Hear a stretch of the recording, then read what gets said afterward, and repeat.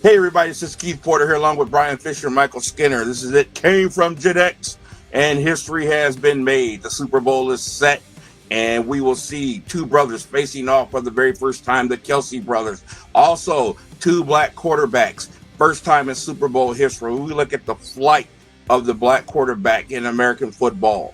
Also, we're going to talk about the great John Adams, Cleveland Indians stash Guardians fame has passed away, and Cindy Williams, our beloved Laverne and Shirley, both now deceased, and we're going to take a look back at the good old days of the sitcom.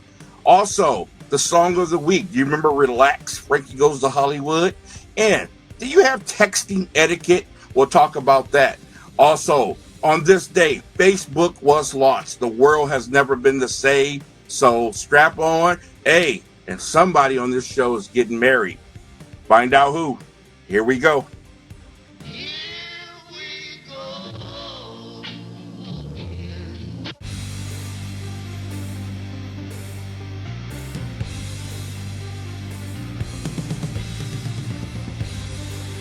This is an It Came From GenX video.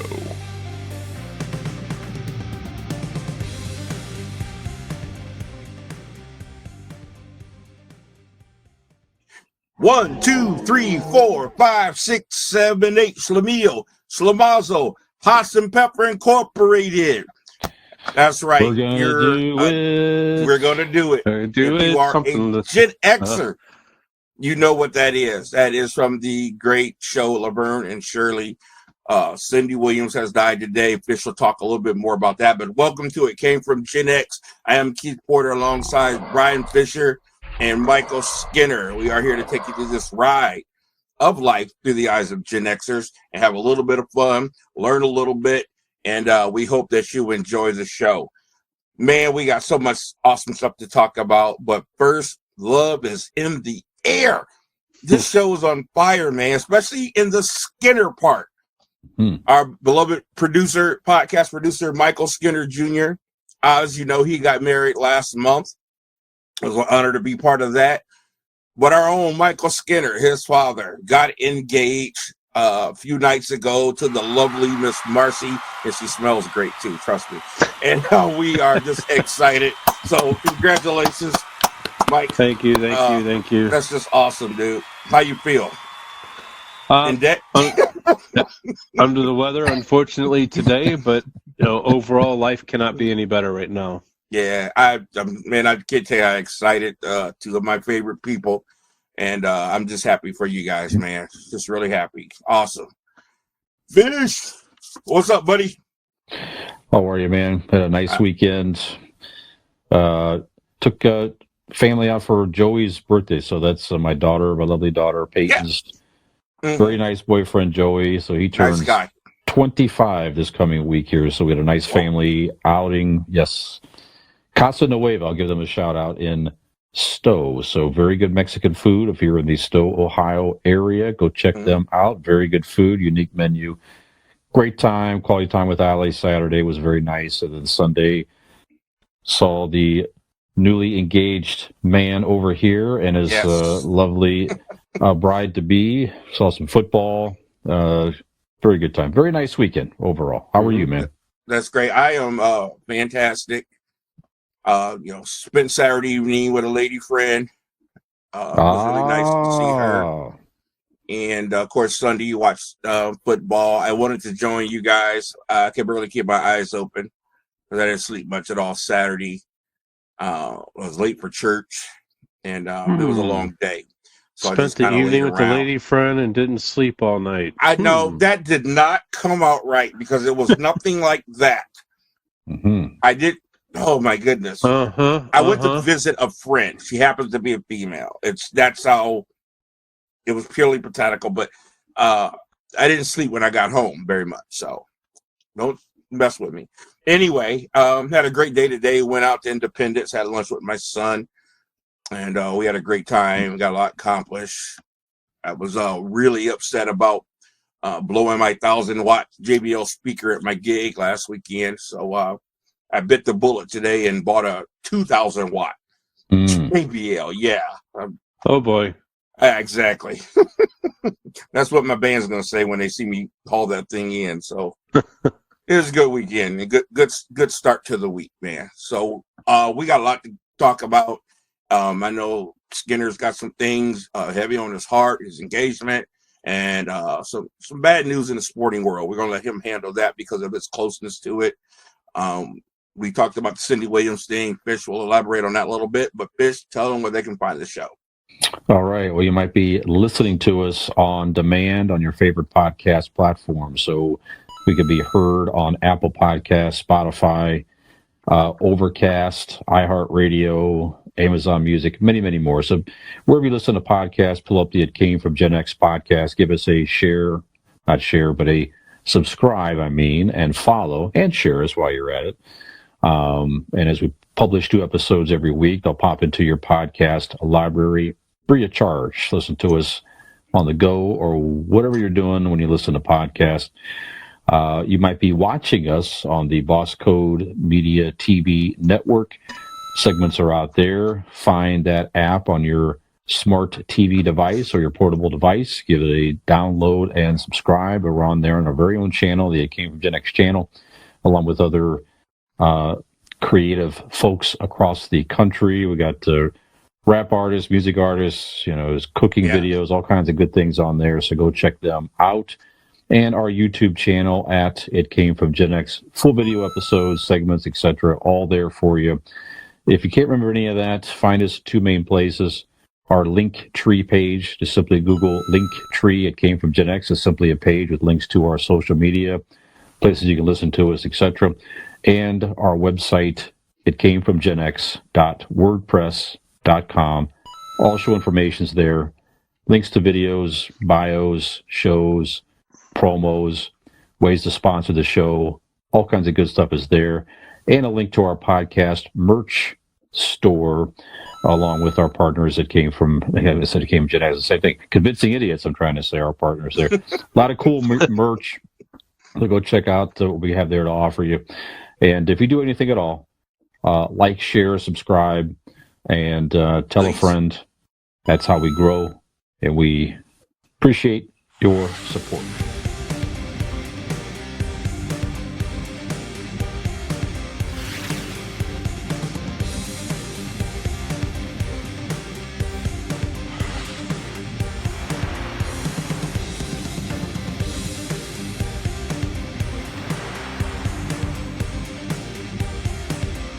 Thank you very much.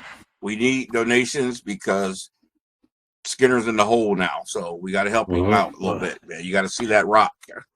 Yeah, he wants to have a Con Air themed wedding, Keith, is what I heard. So everybody dressed as a character from Con Air. We're going to load up on a plane. Nick Cage, yeah, absolutely. And of course, Skinner's going to be Nick Cage himself in the movie. That's right. So we need donations for that. Grow out the hair and the whole 9 yards. Mm-hmm. Yeah, absolutely. Yep. It's going to be in an old airplane, the whole bit. Steve Buscemi's character. Okay. So, real quick, hey, the aforementioned Michael Skinner Jr., big love to him. His work is second to none. He produces our podcast. We want to shout out to him. And the excellent work that you see on this video is done by our own Brian Fisher. So we want to tell how much we appreciate him. So, hate to put you on the spot, Fish, but when you get engaged, man? Uh-oh. I don't know, man. I don't know. I heard his heart stop. Look at that grenade you just threw. Hey, love Allie to death. It's something that maybe we'll cross that bridge at some point or another. I hear you, man. Yeah. So, listen, due time. Your boy here, I'm ready. I just look for the right person. I'm ready to do it. So, yep. Don't be surprised if I beat you to it. I'm very possible. Not against Allie. I don't know if she wants to be engaged, to be honest with you, but who knows? Well, we'll see what the future holds. Well, how about I shut up so before I get you in trouble? Well, let's just say the odds are in your favor, Porter. I hear you. My mother, this is years ago now, I had broke up with somebody. This is before Allie. And I said, Mom, I hope someday while you're on this earth, you can see your son get married. And she put this is a true story. She put her hand on my shoulder. And she said, son, look me straight in the eye. I'm not holding my breath. Wow. Total opposite of my mom. But before my mom passed, this is the conversation that we had. Let me find you a wife. I'll find you the right one. Let me do it. So never got to do that. So okay. All right. Hey, Skinner, you ready, man? Ready as we're going to be. Take it away, brother. So,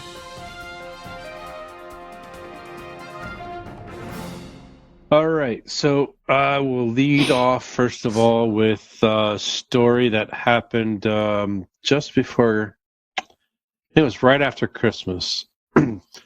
A mom was working through one of the food deliveries, whether it was Uber Eats or DoorDash or, let's just say, Company A she was delivering food for, and she stopped into a pizza shop to pick up an order to be delivered.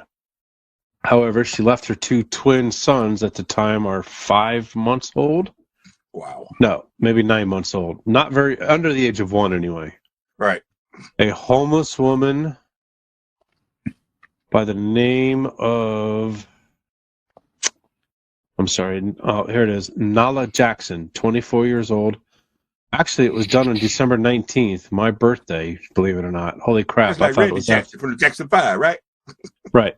She decided to take off with said car while mom was in there picking up an order to be delivered to some customer. None's been known, the 9-month-old twins were in the car with her.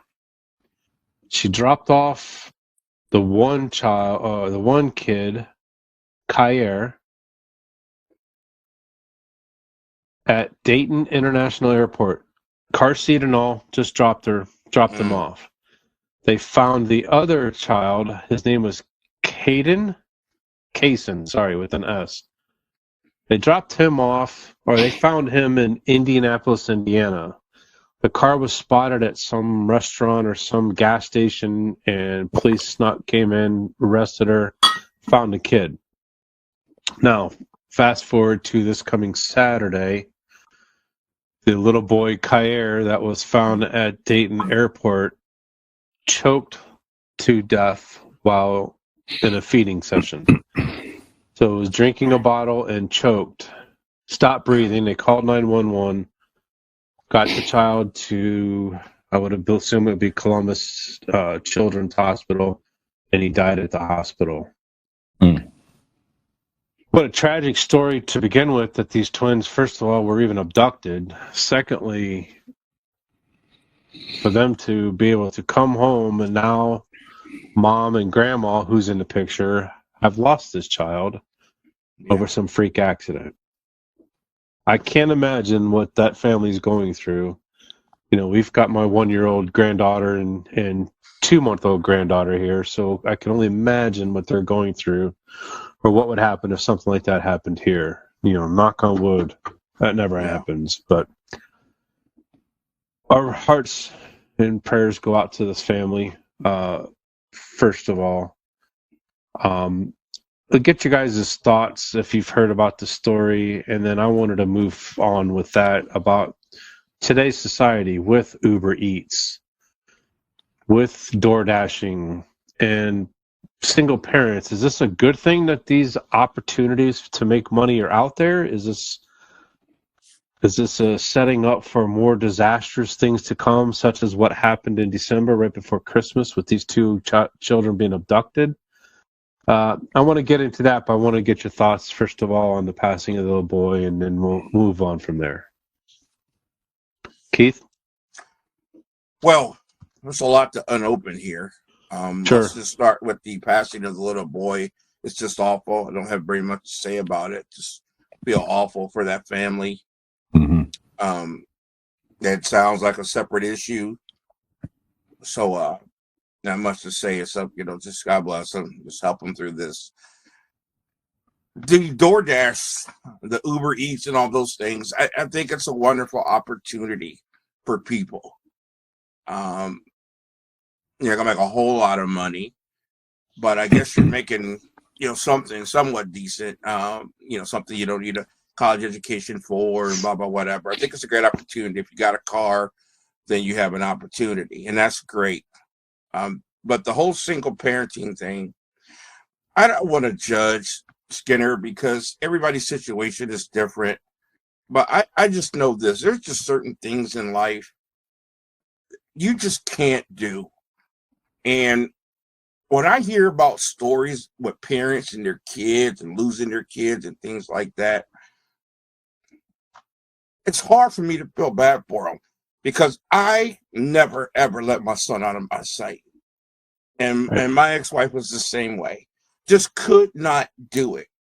As a matter of fact, when I met my ex-wife, y'all know she had a 5-year-old daughter when we met. Raised her as mine, beautiful young lady. One time Amanda started developing a habit of drifting away from a store. Her mom had me come up behind her and grab her one time just to show her how quick these things can happen, to shake her up. But I'll never forget, I had to go to our church early to open the church for somebody, and Steele was in the car with me. And my plan was to open the church, I don't know, go somewhere, get some coffee or something, and come back when church is ready to start. And I opened the church. I said, Steele, wait right here in the car, with the parking lot of the church. And somebody started with me and started talking and whatever. Next thing I know, church started. We're 40 minutes in church. And here comes my son walking up to me and pulling on me. And I look down at him and everything clicked. And he goes, Dad, you still want me to wait in the car? Man, I cried all freaking day. I could not believe I left my son out there and totally forgot. And he's still waiting in the car. That broke my heart. Never, ever again did I ever even take a chance. Where I went, he went. And I told him, where I go, you go. So I don't want to judge, but man, you just can't do this stuff, especially in this day and age. He's 25 now. So this was a long time ago. It's 2023. You can't do this kind of stuff in this crazy world. And that woman that took them kids, throw the book at her, because it's every parent's worst nightmare, other than a kid dying on you. So throw the book at her. Fish? Yeah, it's hard to add more to everything you just said, man. So yeah, obviously, prayers to that family, their terrible loss. Yeah, it's like you say, you just can't. You can't leave the kid. I remember once I went to a Walmart and Peyton, I had her in the car seat, and I just had to go up like one car and put the shopping cart in the thing, and even that was like, tearing me up. I go, is it okay for just a couple seconds here? Yeah. And I watched her the whole time and ran up and did it. And some nice lady saw me and she said, sir, you got to be careful with that. But she didn't scold me or anything like that. Just gave me a little reminder that, hey, you got to be careful here with this crazy. It gave me, ever since that little interaction with that nice lady, I'm like, she's 100% right. Right. She was looking out for me and kind of watching and make sure nothing happened. Yeah. And I never came close to doing anything like that again with Peyton. So, and the whole Uber thing, like you say, I agree with you. It's an opportunity for people. If you're safe. I mean, on weekends here at the house, almost every weekend without fail, I see people that are clearly, that's what they're doing. They're dropping off food or something like that. I see couples doing it. I saw a couple doing it on Saturday. They came out and they had a clipboard, whatever they were doing. They were checking off their routes. They were delivering something to a neighbor down the street and all that, and just making a little weekend run, making some extra cash. So, the opportunity is definitely there for folks. So, good for them in that regard. So, I mean, it's from a consumer perspective, you don't have to leave your house barely for anything. Yeah. Right. If you don't want to, you could have almost anything you can think of. Food, shopping, obviously. Yeah. You can get even alcohol Walmart now. plans, They have a thing for alcohol, groceries. You could have almost anything you could think of delivered to your home, and somebody's going to bring it to you, whether it be the store themselves or they're going to hire a company like that to bring it to you with people making some extra cash. So pretty amazing what we've come to with all that stuff. So that's what I got. Yeah. It is. I guess my problem with it is, that she's a single mom. She has to work, and this is an opportunity. It is a great opportunity. But, I know hindsight is 20/20, but leave the kids at home. if you've got a babysitter, it's. I said I don't want to judge. I certainly ain't going to judge a mistake. I made one. No, absolutely. Fisher, but if she's doing this, if she did that once, chances are she's taken roll that dice several times. Right. So if the dice caught up to her. If there's no question in my mind that she had to do that on several occasions. If there's a lesson to be learned from all this, and I'm not judging, if you are a single parent, find a sitter for your children while you're out delivering, just for safety reasons more than anything else. Yeah, I mean, she might be in a bad situation. She got 2 young kids. She got nobody to watch. I understand all that, but you got to figure something out. Yeah, because it's absolutely possible. 3 deliveries in one night in an apartment building. Right. Yeah, I mean, our neighbor, elevator. You never know. Our neighbor, she delivers for Walmart, and she says she'll work. She has 3 young kids. One of them's in high school, and one's in high school, one's in junior high school, and the other one's in grade school still. And she drops the kids off at school in the morning, and then she goes and works till she hits a dollar amount that she wants to make that day, and then she comes home and she's done. Yeah. So she's able to work around her kids' schedule as far as picking them up. So it's a great opportunity. And again, I hope I didn't make it as if I was judging at the beginning of the conversation. Because certainly opportunity for these driving gigs, whether it's Amazon, whether it's Walmart, whether it's the delivery services, whether it's Acme or Giant Eagle here locally, grocery stores are in on it now. They're delivering to homes. And it's a great thing for the elderly people. They don't need to go out. The handicapped folks that need assistance, this is a great avenue for them to receive products and services delivered to their home, and they don't have to leave, and they can be safe. So, yeah, interesting story. Not interesting story, a sad story, but interesting conversation. And I appreciate you guys' candor on the whole delivery, because that's certainly a 2020 or a new generation type thing. Hell, could you imagine when we were kids having, before us, they had milk delivered to the step or the newspapers, but that was about the extent of delivery back then. Then when we got into high school a little bit more, it was I think that's probably when pizza delivery became popular, wasn't it? Mid 80s, I'm thinking. Yeah, really. Well, it was before that, but it really peaked. That's what I'm saying. When it really hit, and a lot of shows, a lot of our teenage movies, Fast Times at Ridgemont High. It just became like the thing, the social thing, pizza delivery. So the kids today and the people today said, "Hold my beer, let's do even better." So yeah. Skinner Keith even delivers podcast outros for a small fee. Yes, he does. Shows up at your house. And that's right. With a nice outro or a video card or something like that. Just give him a cue card. Yep. Hey, I got to pay for that rock on Miss Marcy's ring. I know that's right, brother. That's right. Yeah, you might see Skinner around the neighborhood if you're in the Northeast Ohio area, dropping off something for you. Yeah, absolutely. Doing some Uber Eats. I just got the cross-eyed look from Miss Marcy. She heard her name. Hey, Skinner, bring me some Salisbury steak. Yeah, that's on the menu here in the next couple of days. So, all right, fellas, moving on. And this can kind of tie into Keith moving into sports and music. Yes. Anybody and everybody in Northeast Ohio or Cleveland Indians, now Cleveland Guardians fan, knows this name, John Adams. He's a gentleman who back in 1986, at the age of 23 years old, Man. No, I'm sorry, it was August 24th, 1973 was his first game he attended. Bass drum that was used it was called an Indian drum. Keith, help me because you're more astute with that. It's a bass drum that not quite the size of a normal marching band type bass drum, but it was used for Indian music, Native Americans. Anyway, he sat out on the bleachers. Names, but Indian drum is what it's called. Right. Sat out at the bleachers, even at Old Municipal Stadium before it turned into Cleveland Browns Stadium, where the Indians and the Browns played together. And then all the way up until 2020 when he became ill. He never missed one home game. At Cleveland Indians and now Cleveland Guardians. He went to 3 All-Star games in Cleveland, 11 playoff series home games, and 3 World Series. And he was also present for Lenny Barker's perfect game at Municipal Stadium back in, I believe it was 1982. Fisher, do you remember when that was? 82, 84, somewhere around there? It was definitely early 80s. I know that.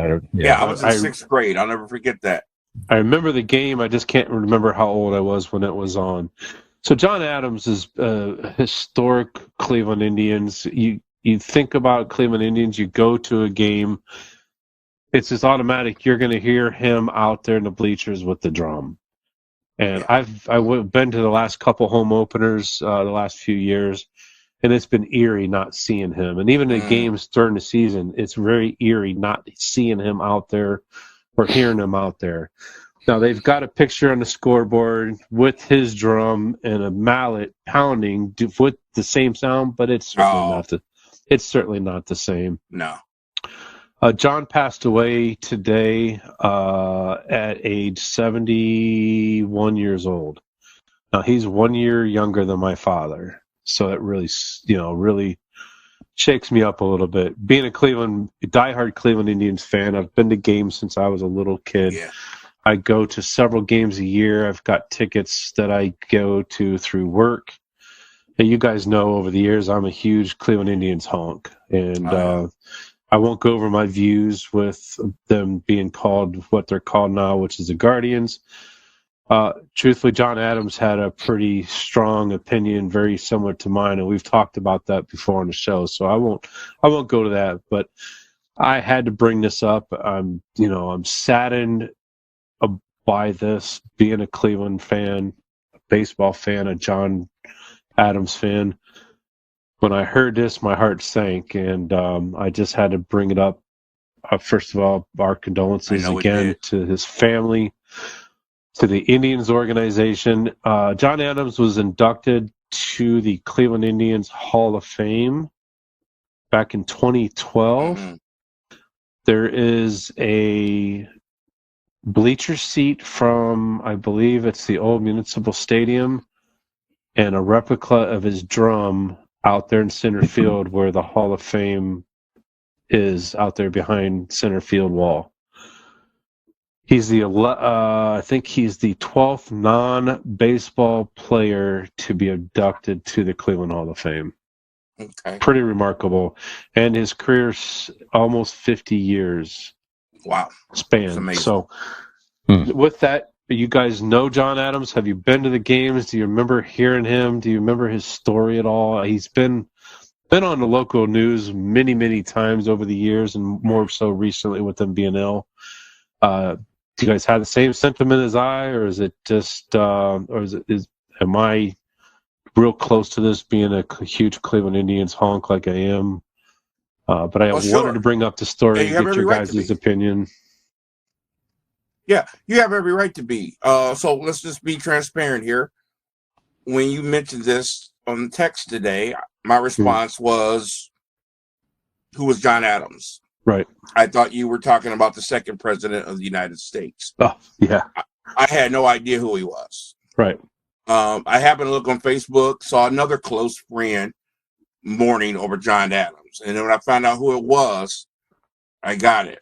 And when I say I got why you wanted to talk about it, because I know how close you are to the Cleveland Indian Guardians organization. Mm-hmm. I said, okay, I know Skinner's feeling this. So throughout the day, I wanted to be able to contribute, but not falsely. I don't want to act like I know who he was or anything about him, because I don't. But I wanted to be able to contribute. First of all, I want to say sorry for your loss, because I know he meant a lot to you being an Indians fan. So condolences there. So what it made me think about, and it just goes along with our whole GenX style of the show here. I get how you feel. And I experienced the same thing in 2008 when Myron Cope passed away. We all know that I am a huge Steelers fan, big enough that I named my son after them, Steel Rain. I love the Steelers. And Myron Cope was considered the voice of the Pittsburgh Steelers. Mm-hmm. He had been in that organization for a long, long time. I think he had close to a 50-year career, something like that as well. He came up with a lot of catchphrases. He was the very first football announcer inducted into the National Radio Hall of Fame. I don't know if you guys knew that. And of course, he has been credited with the creation of the terrible towel. You see a lot of teams with the towels now, but Myron Cope invented the whole terrible towel thing. We've been replicated, but never duplicated. So he had that high-pitched voice, kind of like Gilbert Gottfried. And he was just a beloved character, man. I mean, I had plenty of terrible towels. I got all kinds. I got the Super Bowl version. I got the pink cancer awareness version. I got all kinds. But I had to go to Pittsburgh, to get me a Myron Cope terrible towel. He was such a part of that organization, and it hurt when he passed. So I feel where you're coming from. It makes you feel like times are changing when you lose such a figure that you grew up with. Because he's part of the game. When you go to the games, John Adams is part of that game. And to not have him there no more, man, it just makes you feel like the good old days are gone now. And so I understand how you feel, brother. Yeah, I could picture going to games up there. I didn't go to tons of games, not as many as Skinner, but I could tell you where he sat. I used to point him out all the time, right under the left part of the scoreboard in those bleacher seats, and you looked forward to him hitting that drum to try to rally the crowd and everything else. Pretty amazing. I mean, he was really a symbol of a Cleveland fan. You know, just to go to games where Cleveland baseball was terrible for many years. He must have saw so many horrible games and losses for years. And how much fun! Yes, absolutely. How much fun it was for him, I'm sure, to see the rise of the '90s and World Series appearances. Yeah, the movie Major League and all that stuff. So I don't know for sure, but I would venture to guess that in the Major League movie, the fans that had the drums and the dedication in the stands had to be loosely based on him. That had to be tribute or loosely based for him. Yeah, exactly. Yeah, absolutely. So again, it's what a good representation of a loyal, dedicated Cleveland sports fan sticking it out, even though watching some terrible teams, and certainly all the Cleveland teams had just many terrible years, more bad than good in recent memory for the most part. But anyway, so just a sad thing, and it is nice to see the organization honor him. I'm sure at some point, you probably didn't have to pay for a ticket for several years. I'm sure. Listen, go ahead. Go ahead and finish your thought, and then I'm going to leave the story with something. No, that's it. That's what I had there. Just a great fan for sure. So before we became, go ahead, Keith. I want to say this where you say it, Skinner. When Jacobs Field was built, I went to some Indians games, and I had never been in a more pleasant environment. Yeah. I mean, I tell people, you don't know what relaxation is until you see a game at Jacobs Field on a nice breezy summer day. Absolutely. I mean, the lawn is so beautiful. Every seat is great. It's so clean. I love that place.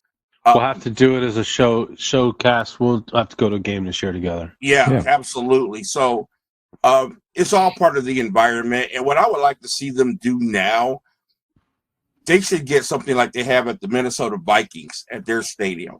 That is just incredible how they start their games off with that giant drum. And they got the giant mallet. They have a guest. Oh, yeah, there you go. Person every home game hit it, boom, and everybody goes, Skull! Skull is their thing. Don't have to be Cleveland's thing, but it's really a great way to get all the fans involved. And I bet they're going to do something. They have the horn. Go ahead, buddy. I'm almost sure they'll do something. Now, 2023 is his 50th year. Before he became sick and his last release is, I've done it for the players. I love the organization. It's my way of drumming up enthusiasm for our team. This year, Adams celebrated his 50th season as a Guardians fan. he went to more than 3,700 games in his lifetime. Man. Wow. A good show topic. We should have done some of the great fan mascots of all time. You got the guy with the cowboy hat for the Buckeyes and the cape. The Raiders guy. Yeah. We could do that. We we should do. Yeah, cool. So, great stuff. all right, Thank fellas. you, Skinner. Let's move right on into awesome sports subject. and music. Yeah, awesome. Let's do it. Okay.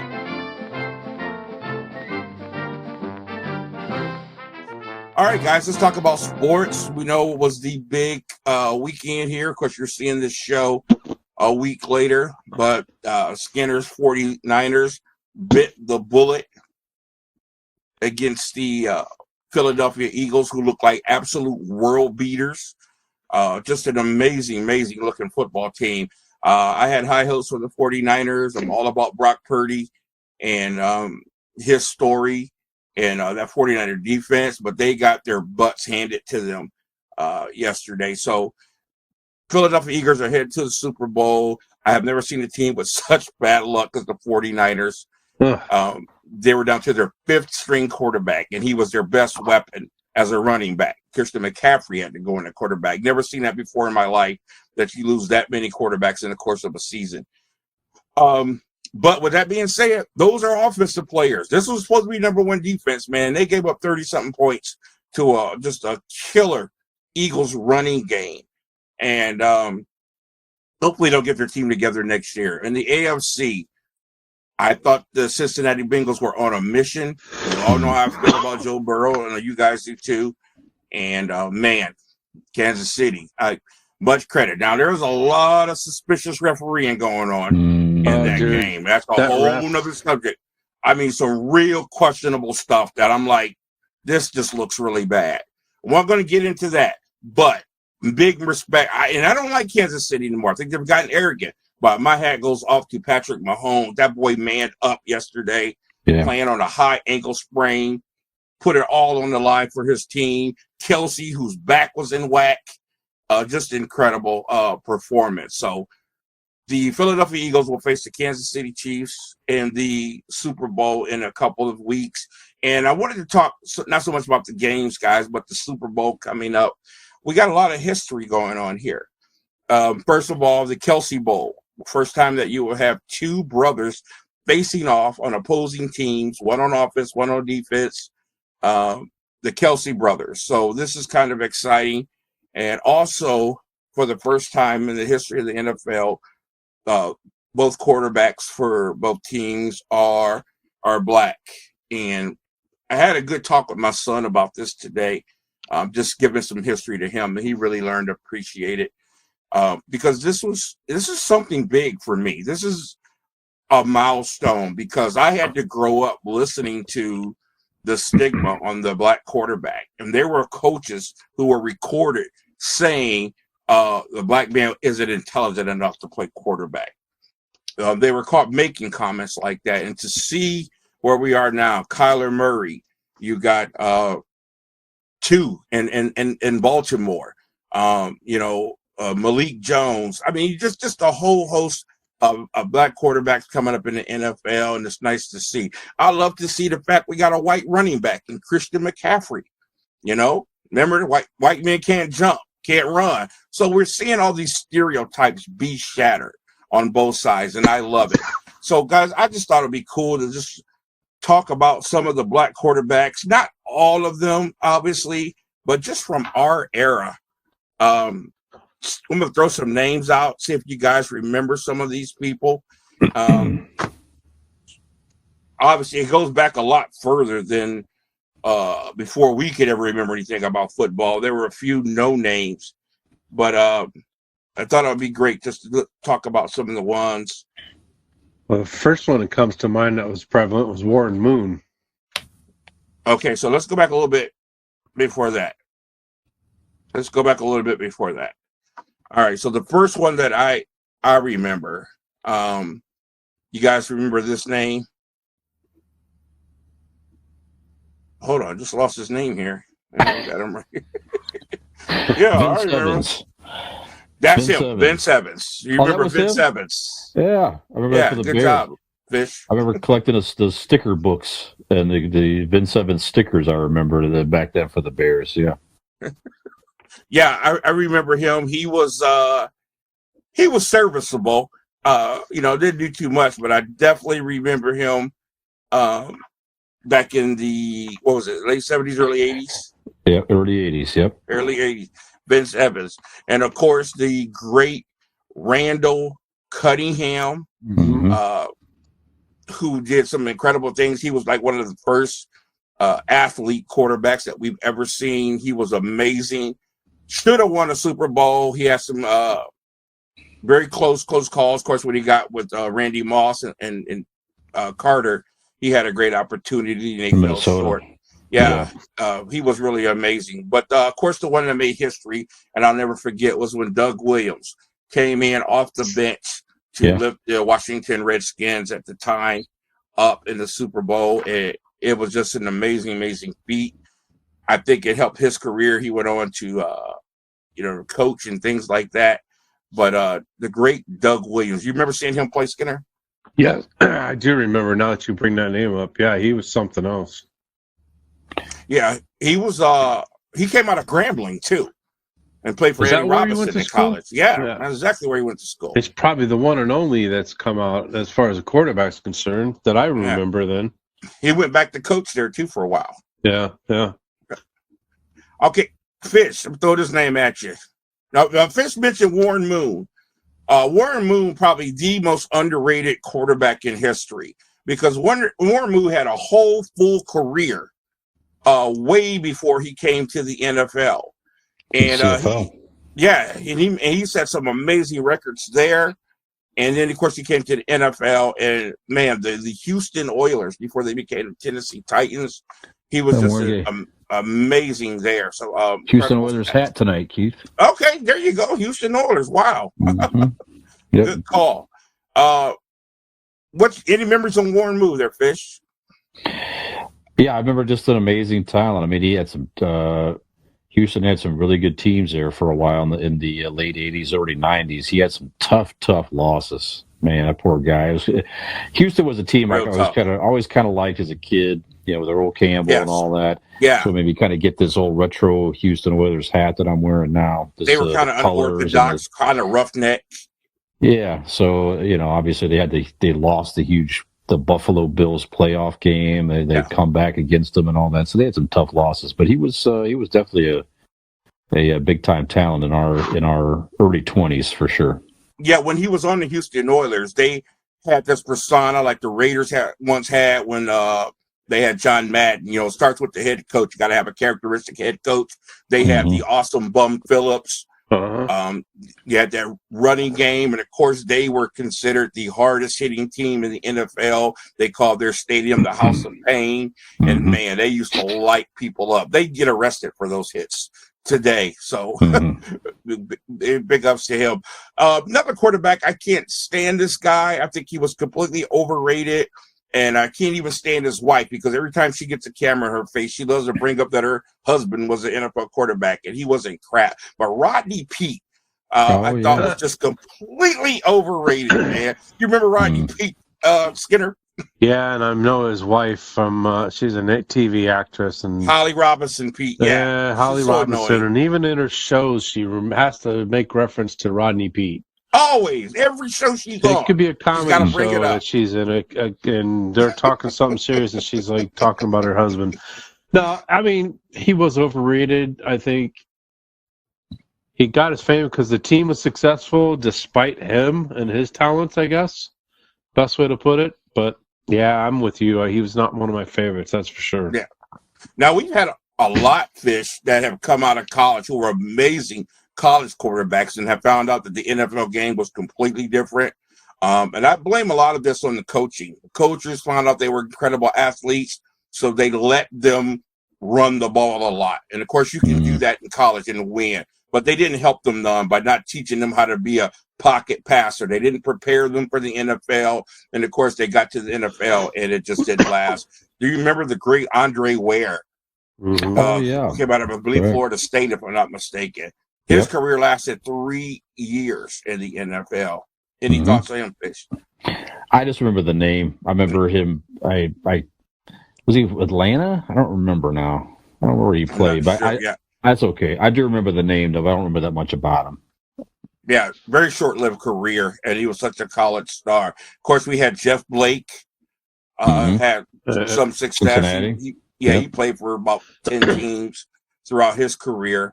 And then, of course, I think the guy who really set the benchmark, Steve McNair, who unfortunately took his life some years ago.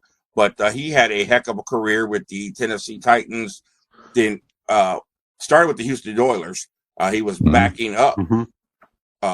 A backup, then he got a starting job and became a star. He also went to the Super Bowl, lost to the Los Angeles Rams, couple yards away from a championship. Rams.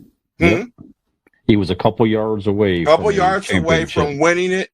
It would have been a great victory. Of course, there was a great story on the other side with the Rams, but he was just a tough, rugged quarterback. Any thoughts on him, Fish? Yeah, like I said, he was great. He seemed to have a good demeanor and the whole thing. So, yeah, that was one of the best Super Bowls in general that I ever watched. It was a very exciting Super Bowl at that time. Yeah. We needed that one. Now I'm gonna really talk to Skinner on this one because I know he can't wait to talk about the Pittsburgh Steelers. One of the first hybrid quarterbacks. I was going to interject real quick. You're talking about the college quarterbacks. Look at all the Ohio State quarterbacks over the years that did wonders. They played great at Ohio State, but never surfaced in the NFL until Terrell Pryor just did. Right. And then I'm sorry, I'm drawing a blank on the kid that got killed just recently down in Miami. Yeah. Well, I'm sorry. And I apologize to him for I'm losing it. But we had Braxton Miller, Dwayne Haskins. I'm sorry, Dwayne Haskins. Yes. Yep.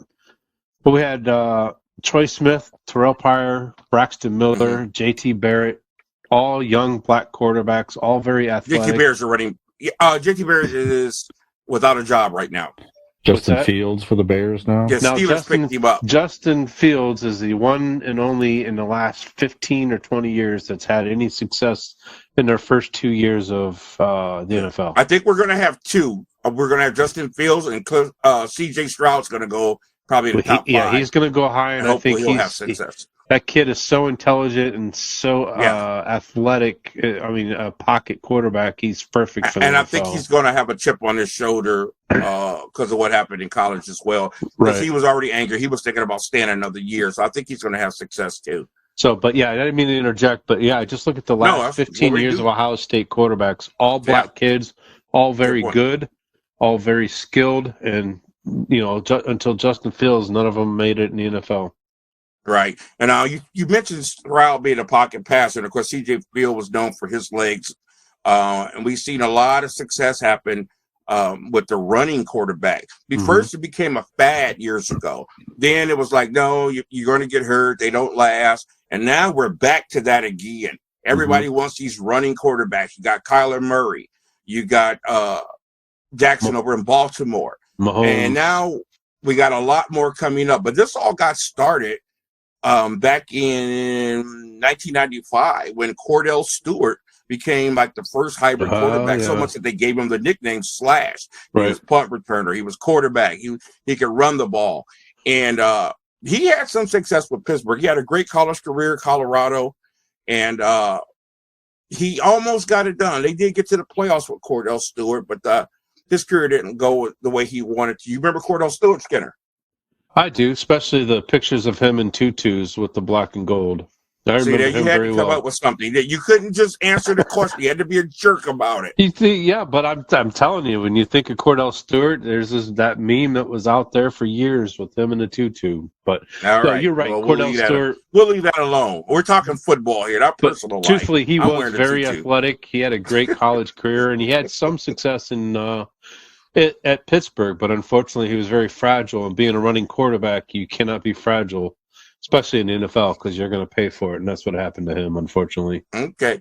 And one of my favorite backup quarterbacks who happens to be black, he had great success, and I liked him a lot until he hit on my ex-wife. I met him a couple times. That was Charlie Batch. who played for the Pittsburgh Steelers for Charlie quite a while, Batch. had a great career. Yeah, he handled Marianne big time. Jerk. Oh, that guy was a joke. Sorry. Yeah, he was. No, he was good. He was really good. He was probably, at the time, he was the best backup in the NFL. Should have been a starter. We held on him a lot longer than we were supposed to be. He had a great record. Donovan McNabb had success with the Eagles, took them to a Super Bowl. I remember when the Eagles drafted him, they booed him terribly. And he took them to 5 NFC championships in a row. He did. So, yep. Yeah. Achilles Smith, busted career. But one of my favorites, I just love to see him throw the deep ball. I wish he'd have done more. Dante Culpepper, one of the biggest quarterbacks we ever saw. Fish, remember him? Yeah. I do, yeah. Minnesota for many years. Yes. Yeah, right. He took over for Randall Cunningham. He had Carter and Moss too, and they did a lot of great things. Aaron Brooks played for the Saints for a while. He was decent. And we had Sean King with the Buccaneers. Big success there. And Spurgeon Wynn. Spurgeon Wynn is somebody near and dear to my heart because I got to play basketball with Spurgeon Wynn for a few years when he was an assistant coach at the University of Akron, and I played basketball twice a week with the staff. And this guy was something else, man. I never seen anybody move so fast in all my days. But he's a super, super nice guy. Of course, there was T. Martin, Darius Jackson, Quincy Carter, and, of course, the great Michael Vick, who changed the game. Nobody had ever seen such quickness and such speed, and he had a cannon. He wasn't the most accurate quarterback in the beginning of his year, but when he came out of prison, his career was reborn with Andy Reid, and he was the most deadly weapon in the NFL. A lot of people hate him. There's a lot of animal lovers because of what he did. My feelings are this: the man paid the price. I believe he's sorry. He's learned his lesson. You got to move on. You got to learn to forgive. But he had a great year. And, of course, the great Byron Leftwich.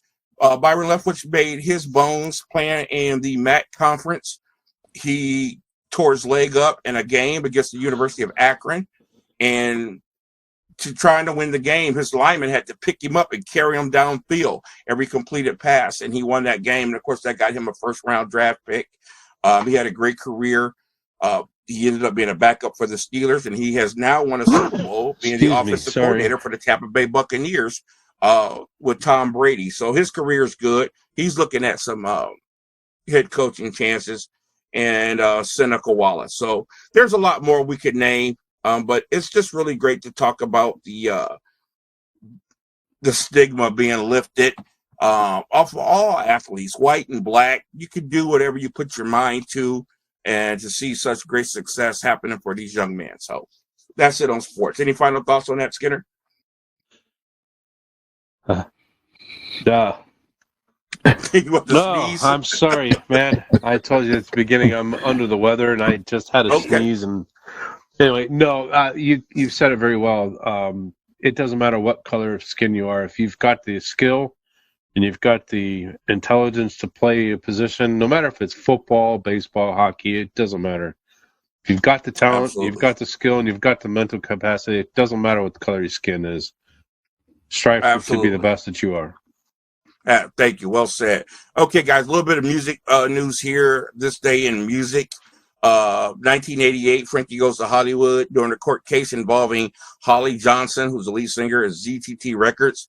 It was revealed that Frankie Goes to Hollywood had not played on their hits Relax and Two Tribes. The court was told that top session musicians were used to make the records. Very interesting. I did not know about that. That's another subject I think we'll bring up next week and talk about. But this segues into a new segment I want to start. Skinner named it for me. How'd you call it? Porter's Song of the Week. Porter's Song of the Week. I thought it would be great to go back in time and pick a really big song, normally in the 80s genre, maybe the 90s, and just really kind of reminisce where you were when that song came out. Does it mean anything to you? And did you like it? And, of course, we talked about Frankie Goes to Hollywood, so the song I want to pick is the song Relax. man, big controversial song when it came out in 1983. Of course, the whole MTV world was all aflutter about Duran Duran. And then, from overseas came Frankie Goes to Hollywood, who kind of upped that whole British sound to a whole nother level. They were controversial, and the song Relax had a lot of people up in arms with the sexual hedonistic content. The track was a celebration of hedonism, living life on the edge. There was no filter on the song. It says some things that I will not repeat on this show, and they were unapologetic about it. Got into a lot of trouble about that song. Do you remember the song Relax, Fish? Oh yeah, I love that song. It's just like you say, it's got a great beat to it, get you up and moving. Yeah, it's whenever it comes on, man, it's just like, it gets me, I don't know, it just gets you pumped up a little bit. Yeah, I remember absolutely. At the time they came out with in the videos, and I remember seeing these in the store, but the huge print shirt, Frankie Says Relax. Yes. Yep. White shirts with black lettering and all that. Those are pretty popular for about 10 minutes. But yes, it definitely had a pop culture impact as well. But yeah, I still like that song. Absolutely. Yeah, when I play with the great Eric Brook down here in Canton, when we get together and the cast of characters play, that's the name of the band.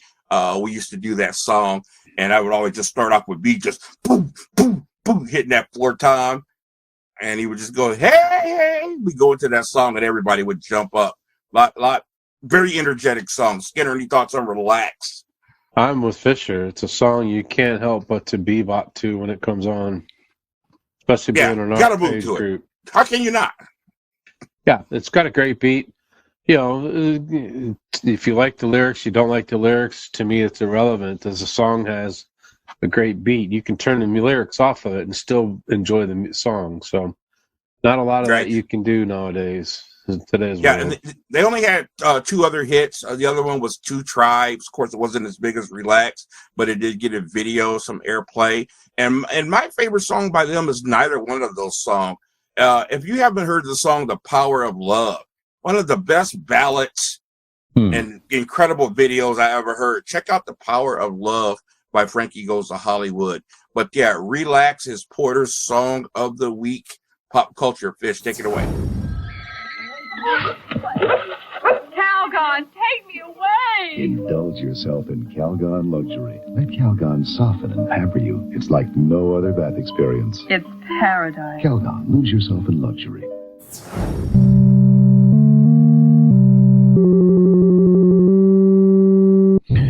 All right. So why don't we get into some, we'll start with the GenX recommendations here. So if you just watched or heard or listened to anything or saw anything, whatever, that you wish to recommend to our listeners on podcasts or our viewers on YouTube or Boss Code Media Network. Skinner, have you seen anything new you want to recommend over the last week, sir? We started watching a program that's in its first season on CBS called Fire Country. Mm-hmm. It is about a town in southern or northern California, firefighters fighting forest fires.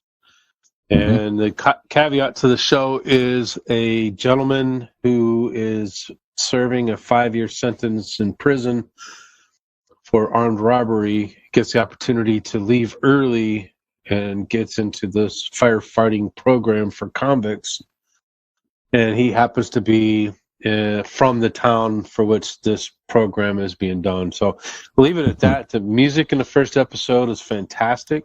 The premise of the show, the views that they have of San Fernando Valley and a couple of the others there, all the trees and stuff. It got me hooked, and we're on to see a second or third episode now. So definitely, if you're into the firefighting type shows like Chicago Fire or 911, I think is one of those shows that's on Fox. This is up your alley as well. Very good. Keith? I started watching that firefighter show the other day. It came on. I was tired, and I told myself it's something I need to watch for sure. Okay, my recommendation, man, again, a little late to the party, but it is a exciting to watch this new show. Not this old show, not old, but it's 5 years old. Many of you remember the movie Shooter that came out in 2007 with Mark Wahlberg. Yeah. Okay, tremendous movie. Obviously about a young man who was a military sniper, one of the best, if not the best, in the Marines. He gets out of the Marines. He goes off the grid, lives off the land, that type of deal. Doesn't want to be bothered. And of course, he's approached by the government with fear of a presidential assassination. They want him to lay out the land and scope, the wind, the distance, all this stuff to figure out how he would do it, to give them some insight how this shooter might do it. Of course, he falls for it, and then there's a shooting, and he's framed for it. And then, of course, they got his footprint from scoping out everything. They got him on camera and all this other stuff. People seen him, and it was a big setup. So he goes on the run and trying to prove his innocence while everybody thinks that he committed this assassination. Well, 11 years later, they came up with the series Shooter, and it is now on Netflix. This stars Ryan Philippe, and I started watching it the other day. Omar Epps is in it, and it is just, wow, I can't believe it took me 5 years to watch the show. I told myself to check it out 5 years ago, never did. I started binge watching it the other day. Just unbelievable. If you're into firearms like I am, it's just exciting gun stuff. This guy's an amazing shot. There's scenes where he shoots phones out of people's hands and everything.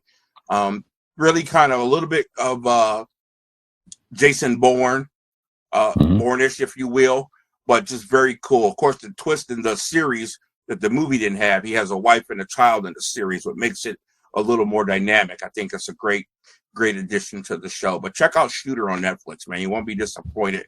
Just great action and a great story. It is a great show. I've seen it. Yeah, really great. Very good. Well, I also watched a new movie on Netflix. It just dropped on Friday. That's getting a little bit of popularity as far as people watching it. You People. So this is the Jonah Hill movie where he gets engaged to that looks good. Yeah, it's sort of like a modern Guess Who's Coming to Dinner type. He gets engaged to a black girl, brings her home to the family. So he's a Jewish family. A lot of people in this. So his mom is played by Julia Louis-Dreyfus. His dad is played by David Duchovny. And there's just Jewish family. They just don't have a clue. They're trying to fit in. They're trying to be hip.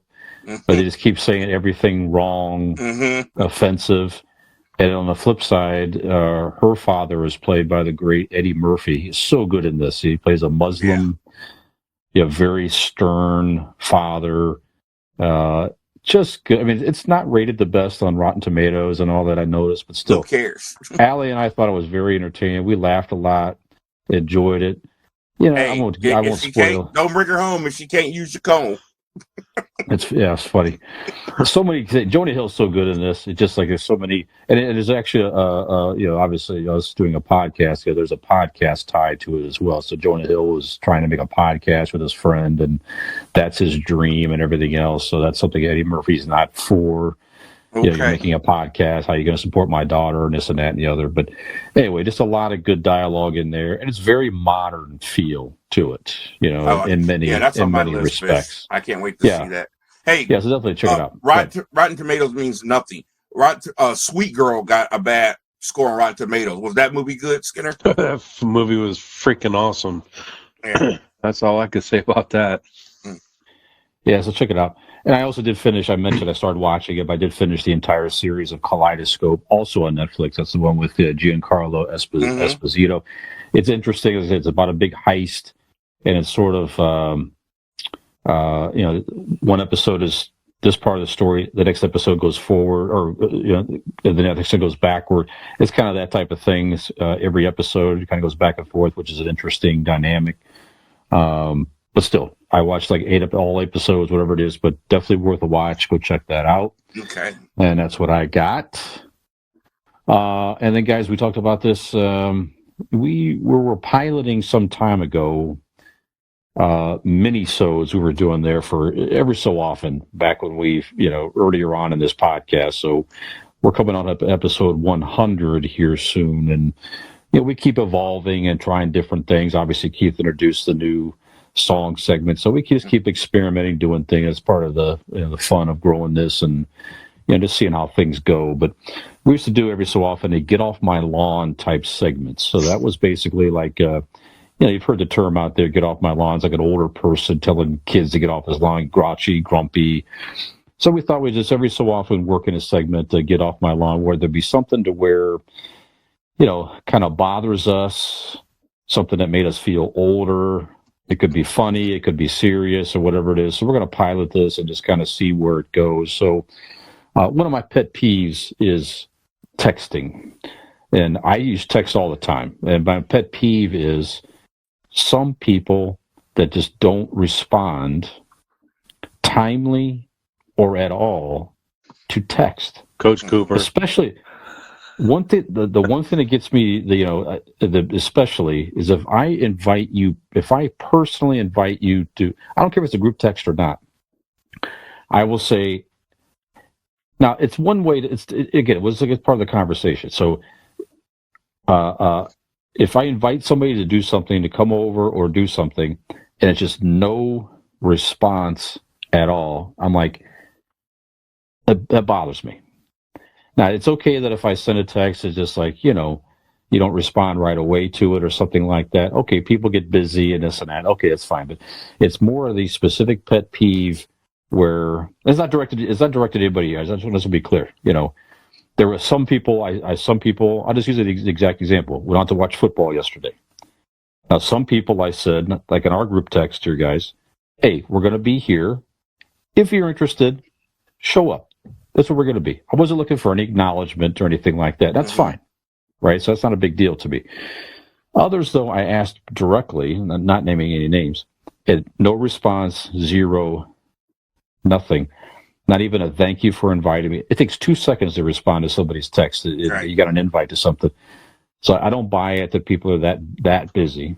Okay, so I also put the same question on my personal Facebook out there to get some responses. I got some interesting dialogue from my Facebook friends out there, so, but I'll just kind of stop there. So let me just ask you guys that question. Texting. Is it similar to if you called somebody on the phone and left them a voicemail, right? And they never responded back to you on a voicemail? Is it similar for a text? And does it bother you if people don't respond timely or at all for a text? Is it rude?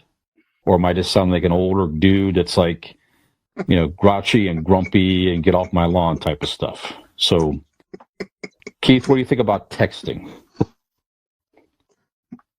The etiquette, texting etiquette. I don't want to say that you sound like old fuddy-duddy. I think that's just your thing. Now, me, that doesn't bother me in the sense that you're talking about. Okay. I hate texting. I love the convenience of it. I love how it's quiet. You can communicate silently. I love that aspect of it. But I have some problems with texting. Texting has ruined relationships for me. Recently, the girl I started seeing because of it, even in my old relationship, not understanding how the vernacular in which you're saying something, people reading a text in a negative sense. Yeah. Sure. You can't put your vernacular on written words. And sometimes when people are negative, they'll read it negative. And it has caused me arguments like, what are you talking about? Who's mad? I didn't mean it like that. I hate that. It has caused major problems in my life because of that. I don't want to text. Let's just talk so you can hear how I'm saying something. Now, my problem with texting is, I can't stand it if it's something important and I don't get a response. I just had to have I kind of chewed him out a little bit at my church the other day. My administrator, because she calls me every Saturday night. Are there any announcements? Is this, that? And I lay down things to her. And if she don't complete them, I don't get a response back. Hey, I didn't get a hold of so-and-so. There's times when she didn't get a hold of my assistant pastor, and I don't find out till the next day at church. And I'm like, you couldn't text me back? Take 2 seconds to send back, hey, I didn't get a hold of him. Mm-hmm. You could have let me know that. So I hate when I don't get a response when it's business or something important, some kind of order of things like that. Other than that, I appreciate it, but yeah, there has to be an etiquette. But you got to learn your people. There are some people I know when I get their voicemail, don't even bother because they don't check it. I know there's certain people whose voicemails stay full. You can't leave a message. And I know there's some people whose when you text them, they're not going to text back. And the thing I can't stand is if you got communication with somebody and they know that you're texting, make sure you respond. Because the other thing is you can't trust text messages. I've had people like upset with me and I never got your text. I never got it. And it worked the other way around. They never got my text too. So it's not foolproof. So responding is important. So you're not crazy. You should respond just to let people know you got it, especially if it's something important or that you need an answer to. So. Okay. Skinner, what do you think about texting etiquette, sir? It drives me nuts, to be truthful. I have 2 kids. One of them, she tells me I leave her on red all the time. READ. I'm like, what the hell does that mean? Well, Dad, you read my text, but you didn't text back. It happened with me it's Ashley, my 18-year-old. I happened to be in a store where I was trying to send her a picture and a text message all at the same time, and I have very little service in this particular store. So I drove. It was on my way to picking her up for Saturday evening, to be truthful. And she got in the car and she goes, "Don't ever leave me on red again, Dad." I'm like, "Look, I texted you." And then her phone. I just want to say to our listeners real quick, Skinner has like a crap load of girls, so he's probably an expert on this subject. Go ahead. Right? Yeah, 7 girls to be exact. But then I showed her my phone, and then her phone went beeping off. She goes, "Okay, Dad, you're okay." I'm like, "Well, thanks. I appreciate your approval." And then there's my oldest daughter, Brianna, who never reads her text messages. And she's learned that if she hears her phone getting pinged because she's on our phone system, you can go check where's my iPhone and you can ping it.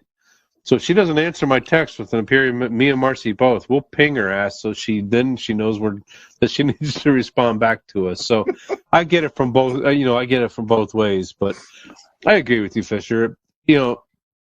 Problem with today's kids, especially kids, is they don't know how to punch in a telephone number and say, "Hey, how you doing?" Right. I had an ex. I had an ex prior to years ago that she would text me if I'm at work or something. "Hey, can you call so and so, or can you call such and such place and ask what time they're open till?" I'm like, "No, bitch. I'm sorry, use the term. No, woman. Pick up the damn phone and talk to yourself. You're as old as I am. You're not no damn kid that's hiding behind a keyboard." The kids nowadays, they have no social skills because they hide behind a computer or they're hiding behind their phone screen. So, yeah, while it's convenient, like Porter said, it's also a detriment today with society because they don't have any social skills. Yeah, I think you hit on an excellent point there. There is a deterioration of skills when it comes to communicating person to person that has been lost due to the advancement of the electronic age. I know so many young people do not know how to talk to a person or a professional person, or you just make conversation. I sat at the dentist the other day and I just looked around and everybody's head was in the phone. And I put mine up on purpose, and I get in those situations and I start conversations with people just like, really? I understand you have a moment to catch up on all your business and your messages. I get it, but we're losing something in this. We're losing something. It's called human interaction, and it's a lost art. Yeah. Yeah. So if you do text, somebody asks you, just take 2 seconds and respond, especially if they're inviting you to do something.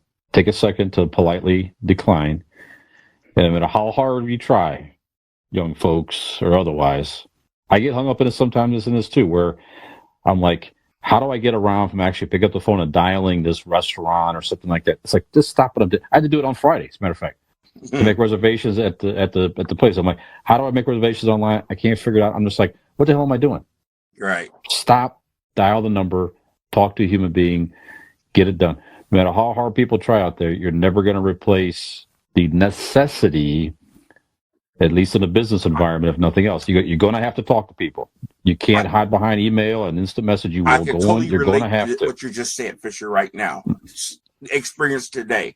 I was ordering a $650 speaker online today, and I stopped in the middle of it and called the store and talked to a person directly. And you know what? It saved me some money. It saved me some money, and it was very, very helpful.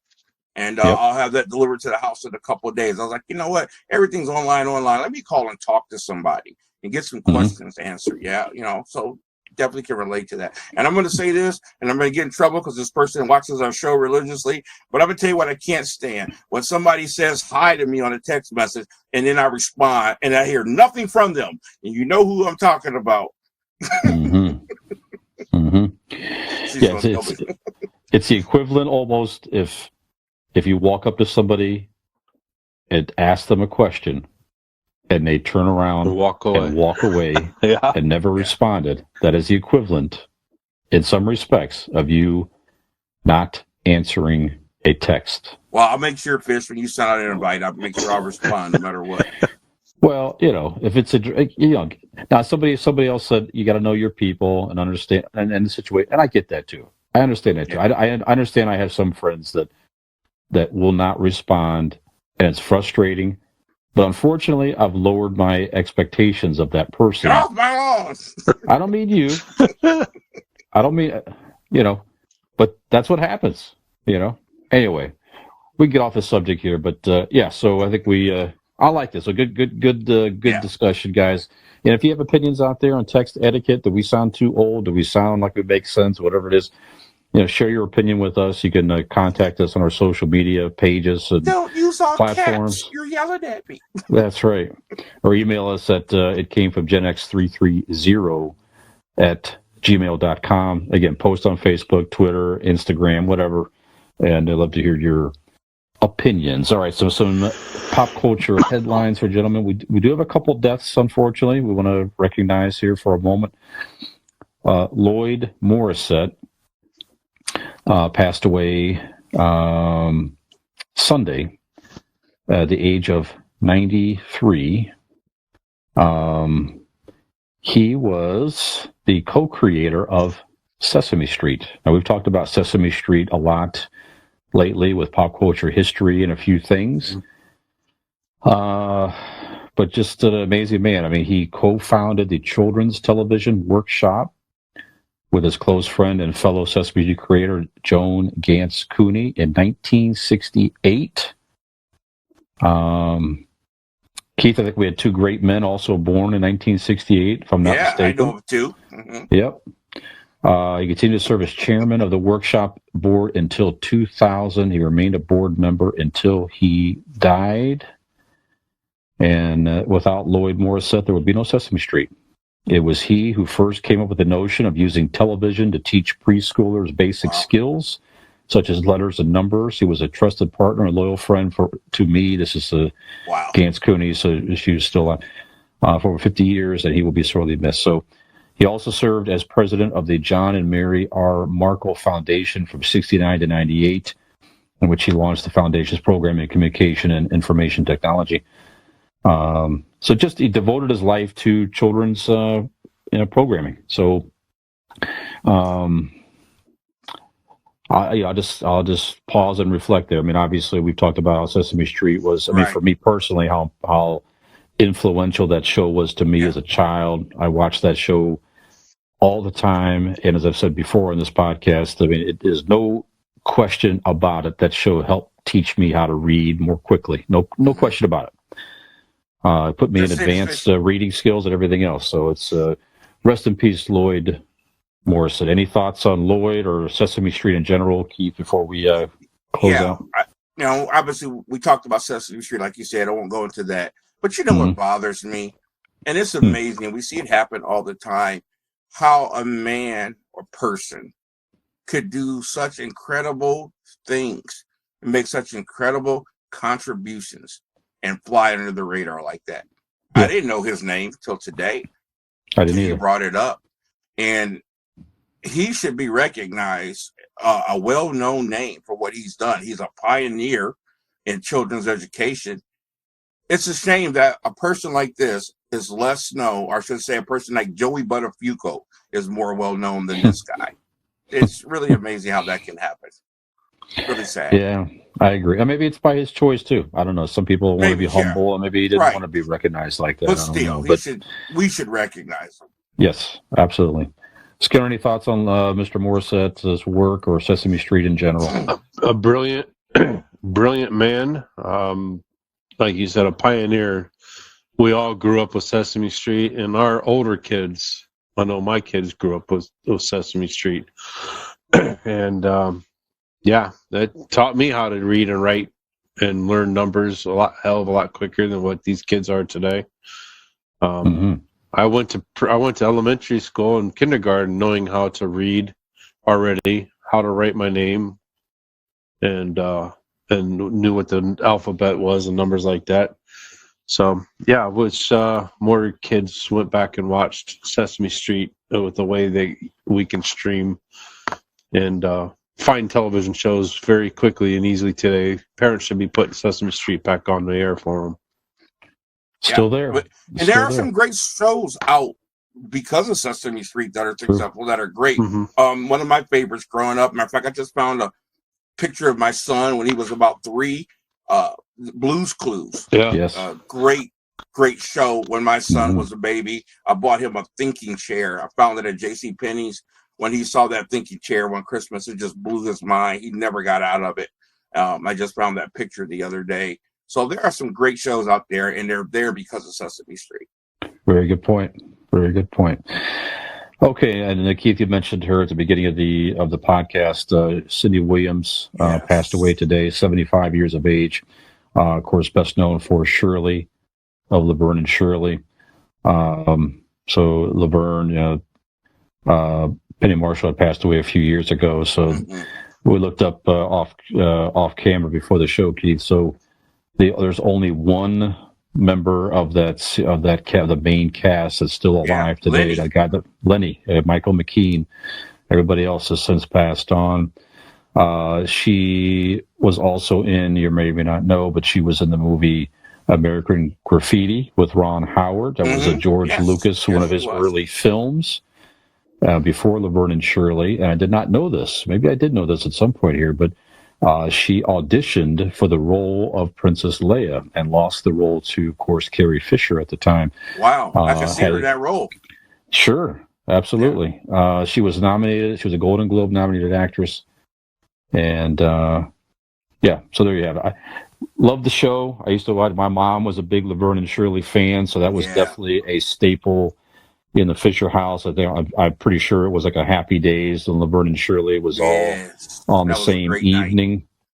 Matter of fact, I saw an old retro Tuesday night. Somebody posted on one of these GenX groups today. It was a Tuesday night lineup. It was Happy Days, Laverne and Shirley, Three's Company, Too Close for Comfort, and Heart to Heart. And I'm like, you couldn't wow, say nothing man. to me during them 2 hours. You couldn't bother me, buddy. What a night of television that was. 3 great hours. That sure was, man. Yes. So, yeah, great time. And then, those two, obviously, Penny Marshall and Cindy Williams, played just so well off of each other on that show. It's a very entertaining show. So, she will be missed for sure. So, Skinner, you had some points of Laverne and Shirley off camera there. So, any thoughts on Cindy Williams or Laverne and Shirley in general, or anything you want to mention? Yeah, it's kind of bringing up. There were other leading women prior to them, but they really put this on the map, especially in a sitcom, and ran with it. You had your main cast, but you had your main characters, and they were the 2 main characters. I mean, the show was named after them, Laverne and Shirley, but they were pioneers, and they made way for other comedic actresses and comedic women to get into television and play important roles. And like I said, you can go back to the Mary Tyler Moore and Carol Burnett, and a lot of those. Yet they had some sitcoms, but they were one of several people that were the leading roles. They had their variety shows, but as far as a true comedy sitcom show. Laverne and Shirley was the pioneers. And like you said, you'd watched Happy Days and you watched Laverne and Shirley. They went hand in hand. The shows were fantastic. I remember them like it was yesterday. Just like I told you, I think it was last night I talked about, I went back and started watching MASH episodes again, first season. I forgot how good that show was, and Laverne and Shirley and Happy Days is that for me as well. Two of the best shows to ever play on national television. And yes, I will go back and watch Laverne and Shirley, not just because of her passing, but this was a good reminder that how much I enjoyed the show. Yeah, very good. Keith? Yeah, she was had such a lower key career, if you will, than Penny Marshall. Of course, Penny Marshall went on to do great things as a director. Some of the best movies we've seen in a while was directed by Penny Marshall. But Cindy Williams was just a huge part of that sitcom as she was. I love that show. That whole era was awesome because them Happy Days was set in a doo-wop era. Everything was exciting. Rock and roll was new. And I love how the shows were interactive with each other too, because I hadn't seen that since maybe your Bob Newhart, your Maude, Good Times, things like that. But all those shows connected. You had Laverne and Shirley, and Laverne had went out with Fonzie in Happy Days. And Happy Days, Mork had visited Fonzie in the past. And you had Mork and Mindy. So they all connected. And I thought that was so cool as a kid. So rest in peace. Yeah, very good. Quite the era of television, like you said. Yes, I make good memories. Man. Okay. Making some news in DC studios. So Dave Bautista came out recently here and verified that some people have been wondering and speculating, whatever, that maybe he will play the role of Bane in the DC universe, the big Batman villain who broke Batman's back and was portrayed in the Nolan trilogy, as we all know. And he basically said, "No, I'm not going to portray Bane. It's I didn't realize he's our age. He's 54 years of age, Dave Bautista. But he basically said it's to play a role like that, it take a lot more out of me than I'm able to do these days." And he also kind of mentioned that James Gunn is planning there to reboot everything with a younger universe. So the confirmed project that James Gunn and Peter Safran have is a younger Superman movie. Of course, we talked about Henry Cavill being removed from the role. So he kind of verified the fact that, they're going to go back and do a whole reboot. And I read that they're supposed to sort of announcing more projects that they're laying out there.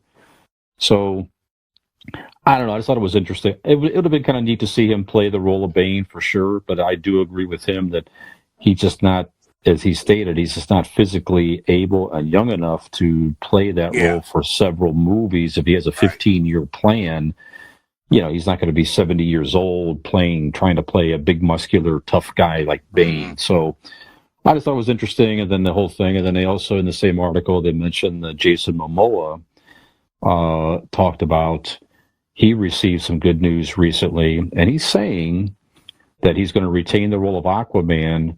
And he's also saying, or the speculation anyway, that he may play the character Lobo in the DC universe as a Superman villain. If you don't know who Lobo is, look up Lobo online, and you could instantly see Jason Momoa in that role more than Aquaman, in my opinion. I can picture him as Lobo. Big, huge, muscular alien creature. He's got the hair and the big, kind of a craziness to him. Beer drinking, cussing all the time, He's sort of like the Wolverine-ish type of character in the DC universe. So that's interesting. But I can't see, I just would not get Jason Momoa or any of these actors playing a hero and an anti-hero in the same universe. That doesn't make a lot of sense to me personally. So I don't know. There's no way they can make that happen. Any thoughts on this, on the vision of James Gunn to go younger and rebuild, or Dave Bautista, or Jason Momoa. Any thoughts on anything I just said, Keith? Well, I understand James Gunn's trying to get younger with this stuff. I'm not happy about all of it. I'm really not happy about Henry Cavill. I like what you got. Grow with it. Grow with it like the X-Men did. Grow with it like the Avengers did. I'm kind of upset about that. They'll be changing all these guys out. But I get it. Personally, I don't want to see Batista as Bane. I think you need to go younger. I need to go more muscular. The Nolan Bane was not the Bane that we knew. Right. They totally skipped the whole, the apparatus on his back and the venom pumps into him and he gets bigger. Yep. They totally skipped all that out. They took that liberty. I was not happy about that. However, I do love Tom Hardy's portrayal. It wasn't Bane as we knew it, but man, the character was awesome. I love the voice, the mannerisms. He was just awesome. He was scary. Yes. He was very scary. I thought it was just a great character. It just wasn't Bane as we know it. So I get what Gunn's trying to do, and I personally, I'm getting a little sick of Batista. But Batista's been around. I remember when he was first discovered on the low circuits of wrestling. There used to be a show. I think it was called Pro Wrestling Weekly, and this was before podcasts and all that stuff. But it was three friends just like us on like a low budget TV network every week. And they were local. The host of the show I've met several times. This kid played football with Steel. I can't think of his name, but they talked about wrestling locally, professionally, WWE, all the different leagues and everything. And they just talk honestly like we do, like we did about football in our early football show. And it was such a cool show. These guys were funny.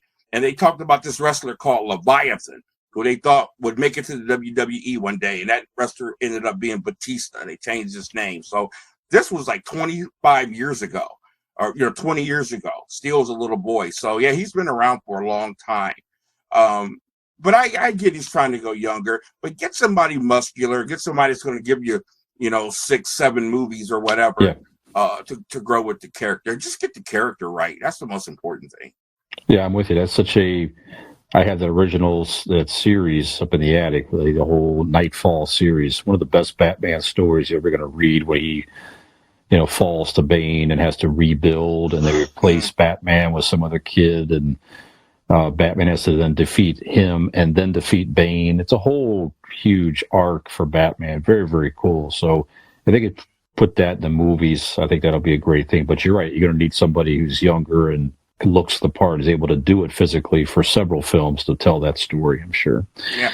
If I could offer James Gunn any advice and why the DC movies have not had the success of the Marvel and the Sony movies have it, guys, get the characters right.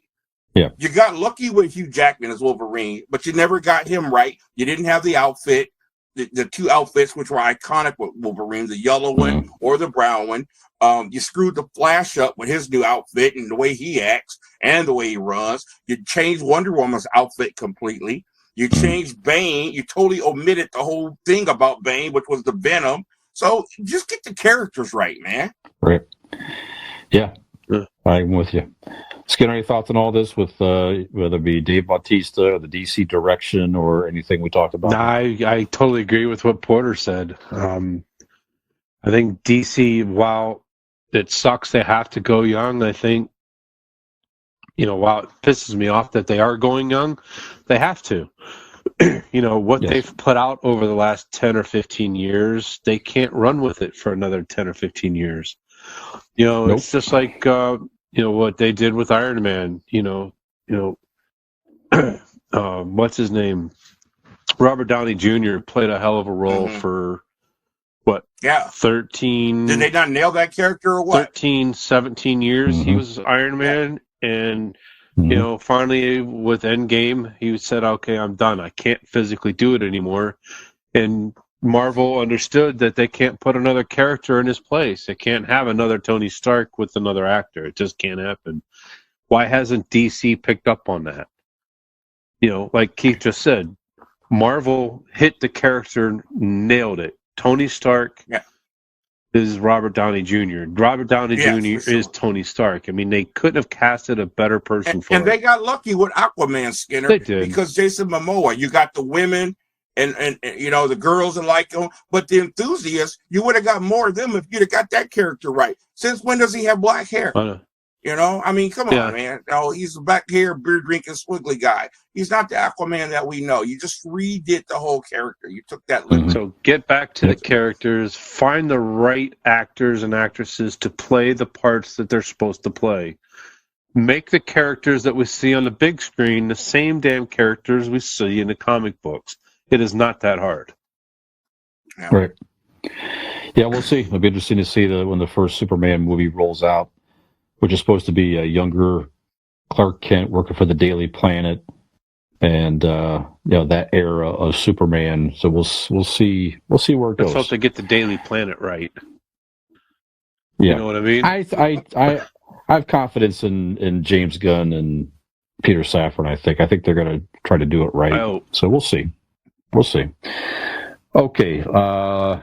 Looking at the time here, guys. Let's go on to pop culture history. Stuff that happened around this week throughout the years in pop culture. January 29th in 1980, there's a toy called the Magic Cube, which becomes the Rubik's Cube at the time. So, and it was named after the inventor, Erno Rubik. So in the mid-70s, he worked at the Academy of Applied Arts and Crafts in Budapest. He created a cube puzzle built to be used as a teaching tool for his students to help them understand 3D objects. It wasn't meant to be a puzzle at all, just to help solve a structural problem. He soon discovered how difficult it was to put it back together again after he scrambled it. He applied for a patent for the Magic Cube in 1975. The first cubes rolled out in late 77. He promoted the toy at a toy fair, and he sold it to Ideal Toys, and it was named after him on this day in 1980. So obviously, I know we've talked about the Rubik's Cube on prior episodes here, but certainly if you think of the 1980s, there's a lot of symbols that come to mind. I would venture to guess if you think of 10 symbols of the 1980s, one of them is going to be a Rubik's Cube. It just symbolizes the 80s. We all had them growing up. We all talked about, we had the mini ones, the keychains, a whole bit. And we talked about, peeling off the stickers to solve them and this and that. Still prevalent today. They have different shapes and versions. I have a Homer Simpson's Rubik's Cube, for example, a Simpson's head. All kinds of stuff out there. So, Keith, I know you're a fan, and you picked up a Rubik's Cube not long ago. Yeah, I was. I didn't know you were going to bring it up. I have two of them behind me here. Mm-hmm. I was completely lost as a kid with my Rubik's Cube. I recently bought one last year. I have a regular Rubik's Cube, and then I have what they call a speed cube. I found someone who actually teaches how to do it, and she taught me about getting a speed cube. A speed cube has lighter colors, and it moves so slick, because you got to learn how to do these patterns fast. And you know how the Rubik's Cube kind of locks up a little bit when you're moving it. But this thing, I mean, it is like, you really got to watch what you're doing, because it just moves like it has greased ball bearings in it. And I love it. This is something that's just one of my things. Like, I'm going to learn how to do this. And I am so close. I laid it down. It's been a few months since I messed with it. I'm going to pick it back up again. I watched videos. I know how to do it. I just got one little part I got to master. But I got, students that I teach drums, little kids. They can do it in less than a minute. It just makes me, but yeah, I'm going to conquer that. And I'm going to come on this show and do it. All right. Look forward to it. So, Skinner, Rubik's Cube fan, Did you have one growing up? Are you still? Yep, have it. And there's actually 2 or 3 of them inside my home as we speak. My 10-year-old grandson has one, and they have it's a keychain, and it's a pine. It looks like a shape of a pine tree. It's about that big, and it's a Rubik's Cube. They're always messing around with it. You can get that speed cube on Amazon for like $9.99 or something. Yeah. Hey, you saw these Fish was saying how one of the imageries of the 80s and the Rubik's Cube would be one. It's funny how the kids of the day, they got fidget spinners, and we had Rubik's Cubes. Yeah. sitting there looking stupid, spinning something, using our brain. Yeah, that's right. I saw this on TikTok, by the way. This happened to come across my feed. You find it on. I'm sure you can find it on social media. Some kid, just look up Rubik's Cube juggler or something like that. This kid was trying to beat a world record. This kid was juggling 3 Rubik's Cubes. Don't tell me. Juggling them and solving them. Okay, I'm he was juggling. I'm an idiot. This is a whole other level of brain activity this kid has here. I'm just the ability. Walking piece of meat. Just watching him in slow motion juggle and catch, and he would catch and turn, and he's constantly. It just, the average person, the brain doesn't function that way. Just go check out the Rubik's Cube juggler. I'm sure you can find him out there. Pretty amazing. I was sucked into that video watching that kid.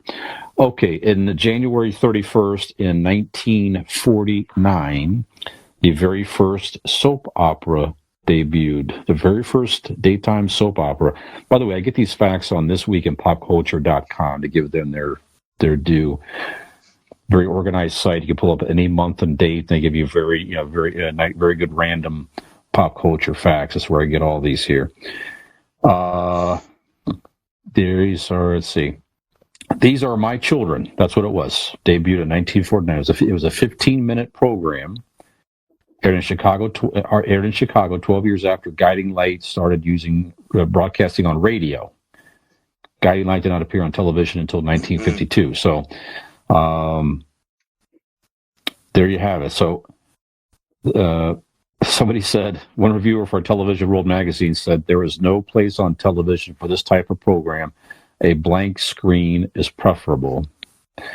Obviously, from then, the daytime soap operas blew up and still on the air today, still fairly popular. I mean, certainly in the 80s, we had a lot of high drama with, obviously it's a different era before cable got popular and everything else, where you just had pretty much the network stations, and a lot of people got into the daytime soap operas and all that, and Luke and Laura's, all kinds of storylines that were very popular back then. So I have never sat down that I can recall and watched a full episode of any soap opera other than the comedy soap in the evening back in the 70s. I used to watch that on occasion, but my mom was into the soaps a little bit. Never saw them, never got into them. I'm not saying they're dumb or anything like that. Just not my thing. So, Keith, were you into any soap operas? Do you watch any today? What are your thoughts on soap operas? I thought soap operas was the biggest waste of life ever put on television. Today, I think soap operas is the biggest waste of life ever put on television. There you go. But in the middle, there was a time after I kept seeing all this talk about this Luke and Laura wedding. Yes. I forgot what happened, that my schedule allowed me to watch this soap opera. I watched One Life to Live for like 6 months. I don't know, I forget what character drew me in or whatever. For 6 months it happened, the bug bit me. But I realized this is the worst dribble. There is never any resolution. It's just one dramatic issue after another. It's the same crap. I'm marrying this person. I'm sleeping with this person. It's just pure garbage to me. I'm sorry if anybody who's listening and watched it, but it is just mind-numbing garbage, in my opinion. And it has prevented homemakers from doing their work and getting things done all over this country. I think it's been a big hindrance to life. So get rid of it. All right, there you have it. Skinner, soap opera thoughts. I've seen one in my lifetime, and it's called The Knights, Nights, of Keith Porter. It's about the trials and tribulations of the dating app and finding a woman. That's the only soap opera I've ever seen. I do like that one. But no, my mom, seriously. That's good stuff. My mom used to watch them before she started working. When my mom didn't work during the 80s because they didn't have to. But when 90s came around and prices and, when she started working. So that's when the VCR became, she would tape her programs in VCR. and she would watch them. But yeah, no, never once did I see. I could probably tell you characters' names based on my mom talking about the television shows, but to sit and watch a full episode, I've never in my life watched one. Yep, there you have it. Okay. I don't know if I told you guys this last week, but just kind of tie into what we're talking about. When the Dallas Cowboys are about to start their playoff game, my sister says, I don't know much about the Cowboys. Are they any good? I said, well, let me put it to you in language you can understand. They're the Susan Lucci of football. See, that's another name I know, but I couldn't tell you which one she's. And of course, she was up for an Emmy every year, never won. But always close. But she did win that one time. Very good. Okay, February the 1st here, guys. Already back in 2004, so 19 years ago. Can't believe it's been that long. During this particular event, had 143.6 viewers got to see the first wardrobe malfunction, and they even coined the phrase. So when I say wardrobe malfunction, most people know what I'm talking about right now. Skinner's so that Billy is Button. That's right. Show. Yeah. That's right. Justin Timberlake and Janet Jackson. So he came over while they were singing together at the Super Bowl halftime show. Remember watching it live and really didn't sink into what I was seeing there for a second there. It's like, wait a minute, I think I just almost saw Janet Jackson's breasts there for a second there. He sort of pulled off her top and she had a pasty on, I remember, or something like that. And it was really, it cut away quickly and it really set the world ablaze. A lot of people complained about that, wrote the network and this and that. And if you remember, for many years there, the Super Bowl halftime show, they went immediately down to like more classic musicians there for a while, where they had Rolling Stones and the Who and Prince and some of these classic acts for a while. And it took them several years to start to reintroduce more modern acts, which of course they've been doing pretty much for the most part ever since. It's kind of interesting. You think about that and you look back on some of the more couple years ago with J-Lo and I can't remember who she performed with some of the moves and the attire they were wearing. Shakira, that's right. People were upset about the wardrobe malfunction all those years ago compared to some of the things that they're doing today. Of course, last year they had the classic hip-hop artists and stuff like that. I don't know. So, it really changed the tone of the Super Bowl halftime show for many years. So this got me thinking, first of all, any thoughts on the malfunction? Any thoughts on how they changed the acts? And we'll get into another conversation, another episode, guys. Maybe next week we'll get into some of your favorite Super Bowl halftime acts for the sake of time. Yeah, I thought about that. But just in general, how it changed the tone. So, Keith, you remember when this happened? And I'll never forget when it happened. I was with a late great friend of mine. Y'all remember B? Mm-hmm. Yeah, that's right. Unfortunately passed away a few years ago. I was at his house in his man cave, if you will, a few friends. This is when I used to drink, and I was a little feeling no pain, put it like that. They were kind of talking, and I went, guys, I just saw Janet Jackson's breast. They thought I was making it up until they found out I wasn't. I knew I wasn't crazy because it instantly went to commercial or cut to something else. And I'm like, did I just imagine that? And to be honest with you, I was really disappointed in Janet Jackson because of all the pop stars, she had a reputation of an air of class about her. And I thought this was a really cheap gimmick to make herself relevant again. I thought it was pretty pathetic. We got so many kids watching the Super Bowl. And I'm like, really, is that the ploy you're going with? And it did change the tone for the Super Bowl acts because, a lot of old money was not happy about that, So, I don't want to sound like an old prude, but man, it's the Super Bowl. We don't need that. We don't need it. It's not necessary. Yep. Skinner, what do you think? I think I was sitting in your living room when we watched that happen. I think that's right. If I'm not mistaken. I hosted a party for several years. I think we both looked at each other and said, what the hell did we just see? But, I remember like it was yesterday. And as a matter of fact, I think they went to delaying the broadcast to the football games. You might be right. After that Super Bowl season. So the Super Bowls from there on out, they're on a delay, and I think they still are today, a 3-second delay. So if something like that ever happened again, especially when they came back to the more modern acts, they were able to bleep it out or blur it out, whatever it is that they do. But yeah, that's what started all that. And I agree with Keith.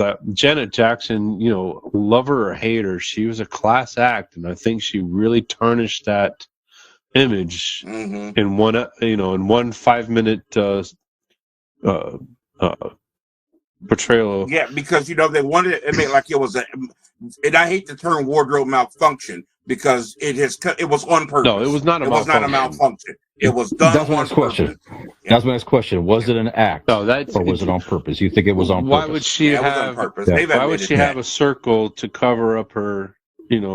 Yeah, Justin Timberlake even admitted it. They planned it. It was planned. So while they tagged it a malfunction, that was on purpose, and it was practice, obviously behind closed doors, to where the stations and the people nobody knew that was going to happen. Otherwise, they would not have been allowed on stage. It took me back to the Doors on the Great Ed Sullivan Show. They were told not to say the words. We couldn't get much higher. And they agreed to it. And of course, he waited till the cameras got in his face and shouted it out. And they were banned for life from the Ed Sullivan Show, but made them got attention. Yeah.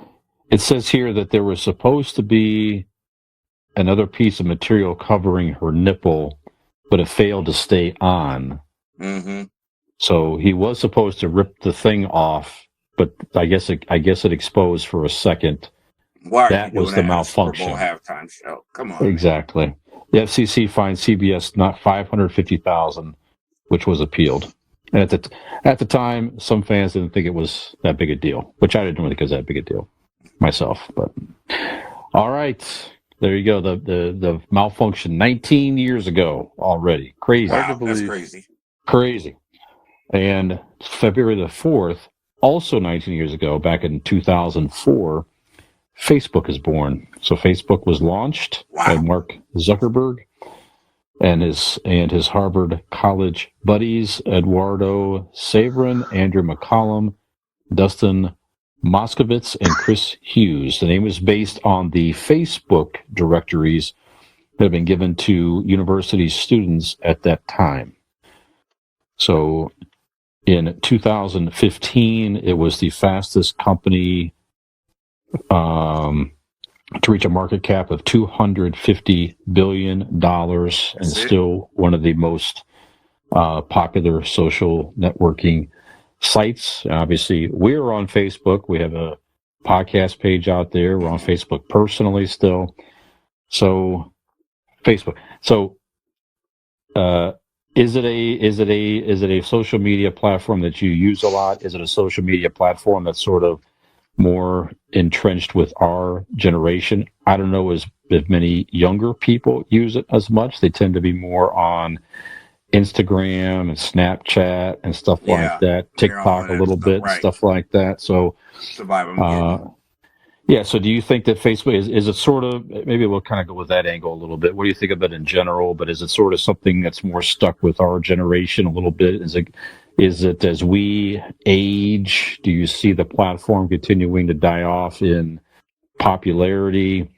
I don't know. Any thoughts on Facebook in general, Keith? Oh, tons. First of all, no, I don't see it dying off. And I don't think all young people have moved away from it because so many businesses and organizations are ensconced on Facebook. Sports teams, groups, musicians. So it still has a huge young base. I know Junior had a lot to say about social media, and I wish he was on for this. But, I'll never forget when Facebook came out. I was in college that year. They would go around to the different classes in the different buildings and tell us about this platform that was coming out and for us to be able to communicate with other college people or whatever. And they had us all sign up for it. And I didn't know anything about, social sites like that. I got me a Facebook page with my University of Akron ID. I used it for a few days or whatever, and then it just kind of drifted off, after a few weeks or whatever. Just totally forgot about it. 2 years later, everybody's talking about Facebook. So I had graduated, and I didn't know if I could still use the one with my University of Akron ID, so I started one with my AOL ID that I had had for 20 years, and or however many years. And I started it up, and I instantly had 600-700 friends in no time at all. People from my band days, people I hadn't seen in years, church, all this other stuff, and it was great. And after about a year, I was like, I wonder if my other one is still up. And then I remembered the password, and I opened it up, and there was like 1,000 friend requests. And it was a whole nother world. It was academia world, people from the university, professors, classmates, whatever. So for 10 years, I had to manage 2 Facebook pages back and forth, and it became exhausting, saying the same thing on one, I have to say on another. And I finally couldn't take it anymore. I announced on my one page, hey, if you're friends with me, I'm going to be deleting this page in a few weeks, blah, blah, blah, blah, blah, friend me on the other page. And I finally did. But I lost some people. I had one big incident. Somebody thought I had deleted them, and it caused a really big stir in my life. And they didn't hear the announcement about the new page. But yeah, I remember when it started.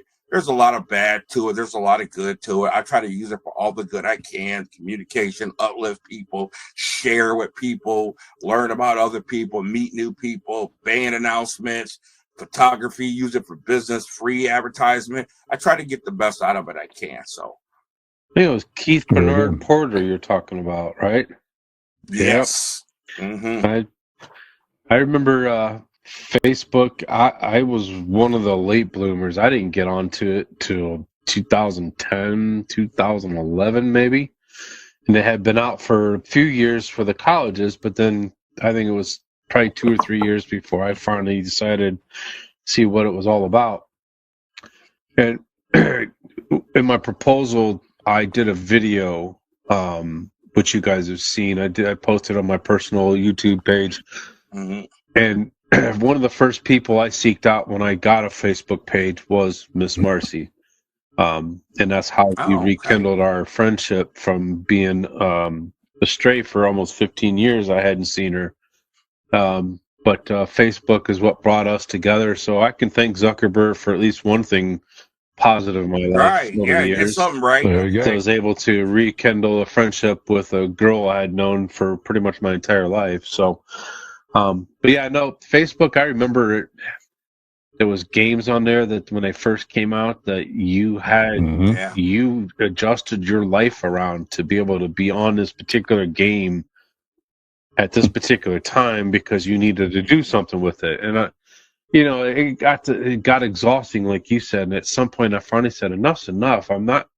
This damn Facebook is not going to dictate what I do in life." And I'm on it a little bit nowadays, but mainly for our show. And it is nice that I can go in 5 minutes and scroll through and try to catch up with some friends, see what they got going on in their life. Because you've got those that air their laundry out on social media for anyone and everyone to see.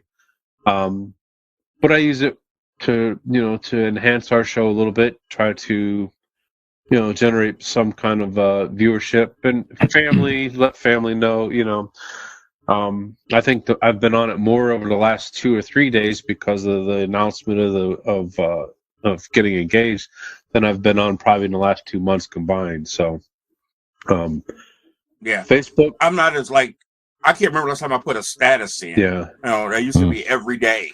And now, just when I have something to say, I'll do it. Right. And I could go 2 weeks not having anything to say. I'll post something as opposed to put a status in. But you talked about meeting Miss Marcy.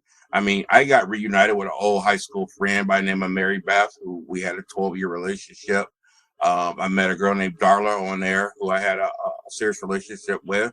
And reunited with my sister, who I hadn't spoken to in 10 years in California because of Facebook. Kind of bridged the gap. So try to get as much good out of it as possible. Yeah, I'm with you. That's what I like about it. I mean, I do like the fact of, like Instagram, obviously, is pretty much photos. Twitter is, you can't put photos, of course, but most of that is your thoughts. I mean, the one nice thing about Facebook, it does really blend the best of both worlds, where if I just want to put a random thought out there, I could do that. If I want to put a photo out there, I could do that as well. So, yeah, and I'm with you.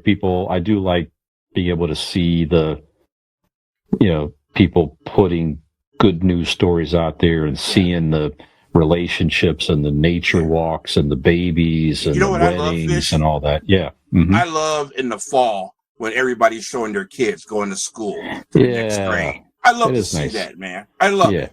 It's exciting when your kids going to another grade and stuff, and I understand how proud parents are. Yeah. Absolutely. I'm with you. Put all that, that's what that's for, in my opinion. Put that type of stuff out there.